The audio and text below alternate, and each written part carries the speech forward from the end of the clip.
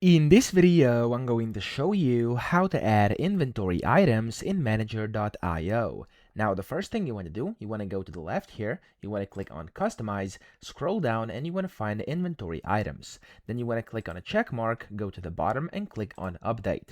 Now, whenever you do this, as you can see, inventory items are now going to be available over here on the left side panel. You can now click on Inventory Items, and from here, you can click on the new inventory item, and this is how you can add it, okay? You can add the item code and then the item name. For example, I'm going to type in t-shirt, and then of course you have the optional unit name as well. Then over here you can of course select the valuation method. I'm just going to click on first in first out, and of course over here you have a bunch of different things you can add as well, like the quantity desired, custom income amount, custom expense account, etc. There's a bunch of different things you can add if you wanna, and of course you also have an option to add an image if you want to. When you're done, click on create over here, and there we go, you've successfully added inventory items in Manager.io. So I hope this video helped you out. If it did, please subscribe to the channel and help me out as well.